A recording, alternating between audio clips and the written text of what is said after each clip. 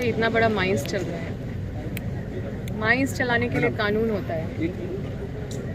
Mines act 1952 है, mines rules 1955 है, अभी जो रिसेंट का है 2017 का माइंस रेगुलेशन है। लेकिन कहीं पे भी आप नियम कानून नहीं देखिएगा कि कहाँ पालन होता है। माइंस एक्ट में सेक्शन 22 है जिसमें कि इंस्पेक्टर को पावर दिया जाता है कि आप नोटिस दे सकते हैं पदाधिकारी को, और ये काफ़ी शक्ति दी गई है कि कहीं भी डेंजर एरिया है उसको तुरंत आइडेंटिफाई करके उसको नोटिस करे और वहाँ पे वो डेंजर जोन से लोगों को हटाए, लोगों को दूसरी तरफ सेटल करे। ये सारा इंस्पेक्टर का काम है, BCCL का काम है।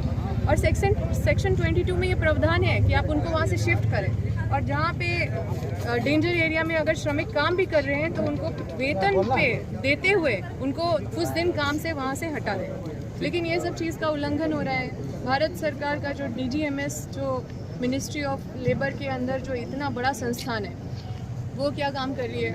वो आप देखिएगा कि पूरी तरह से कहीं पे भी बेंचेस नहीं है, वर्टिकल पूरा वहाँ पे स्लोप है। स्लोप जो होता है, जो स्पेसिफिक स्लोप स्टेबिलिटी सर्टिफिकेट है, वो भी इनको नहीं दिया गया होगा। अब जब स्पेसिफिक स्लोप का जो स्टेबिलिटी रिपोर्ट है वो अगर इनको वो सर्टिफिकेट अगर नहीं दिया गया है तो ये माइंस कैसे चला रहे हैं? और अगर दिया गया है तो ये कैसे दे दिया गया है? क्योंकि इनका तो पूरा ही मतलब वैसा है।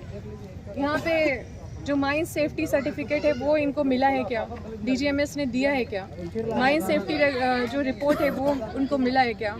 DGMS कब आई है इंस्पेक्शन करने? ये भी एक सवाल है, क्योंकि ये इतना खतरनाक तरीके से यहाँ लोग रह रहे हैं, इसको नज़रअंदाज नहीं किया जा सकता है। लेकिन जब इन लोग मांग करता तो लाठी मिलता है। यही दुर्भाग्य है, इसलिए आज अम्बा को इतना दूर दूर चल के आना पड़ रहा है ताकि हम इनको ऐसे नहीं छोड़ दें। कोई अगर इस तरह का हालत में है, कोई अगर जादू महतो की तरह हालत में है, अगर कोई इतने लाचार बेबस है, इसलिए आज ज़रूरत पड़ा हमको अपने क्षेत्र से निकल के यहाँ पे आने का, अपने क्षेत्र से निकल के हर विस्थापित का सहारा बनने का हमको ज़रूरत पड़ा, क्योंकि इस पीड़ा को हम अंदर तक मतलब काफ़ी मतलब झिंझोड़ के रख दिया है और इसकी लड़ाई हम लड़ रहे हैं। निश्चित रूप से ये BCCL तो अपना पलड़ा झाड़ेंगे, वो बोलेंगे कि ये तो आउटसोर्सिंग का काम है, ये तो हमारा गलती नहीं है, लेकिन वो प्रिंसिपल एम्प्लॉयर है, उनकी जवाबदेही है। लेकिन बाबूलाल जी बोल रहे हैं कि राज्य सरकार की जवाबदेही है पुनर्वास करना। देखिए, बाबूलाल मरांडी जी से आप विद ड्यू रिस्पेक्ट, वो बहुत सीनियर है, हम उनके बारे में टिक्का टिप्पणी हमेशा करने से हम दूर रहते हैं, क्योंकि हम चाहते हैं कि बड़े जो इतने तजुर्बे वाले नेता हैं उनके बारे में नहीं बोले। लेकिन विद ड्यू रिस्पेक्ट आपको उनसे पूछना चाहिए कि भारत सरकार का जो ये DGMS है, जो BCCL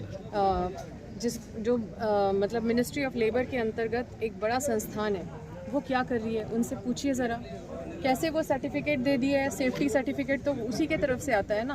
और लोगों की जान जा रही है, 6 लोग का मौत कोई छोटा चीज़ नहीं है। और लोग बोल रहे हैं कि ज़मीन के नीचे भी 250 लोग अभी भी दबे हुए हैं, क्योंकि वो बंगाल के यहाँ वहाँ के हैं, तो यहाँ पे सब चीज़ों को बस दबाने का कोशिश किया जा रहा है।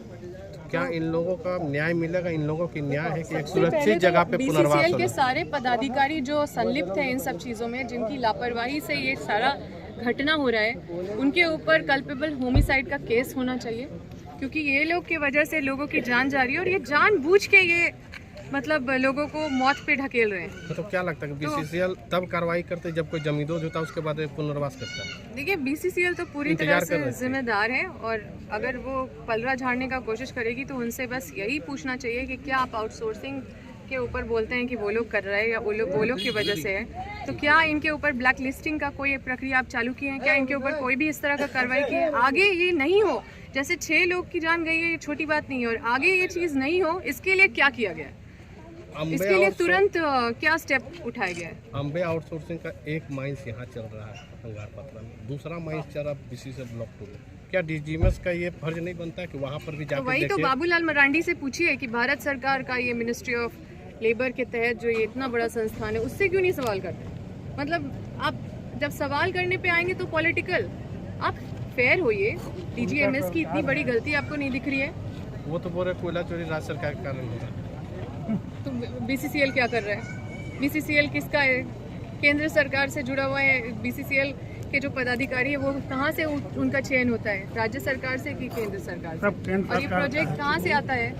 राज्य सरकार से कि केंद्र सरकार, कौन चोरी कर रहे हैं तो ये तो एक विषय ज़रूर है, ये भी गंभीर विषय है। चोरी तो नहीं होना चाहिए, पूरा तो माइनिंग माफिया भरे हुए हैं। अब वो कहाँ के हैं, किस पार्टी के हैं, हम नहीं जानते, लेकिन जो हम जानते हैं कि BCCL जो है ये दूध का धुला हुआ नहीं है, सारा चोरी तो यही करवा रहा है। इसके अंदर ही चोरी हो रहा है, इसके अंदर ही DGMS को कैसे ये मैनेज कर ले रहे हैं, कैसे DGMS चुप है, इन सब चीज़ों में खामोश है।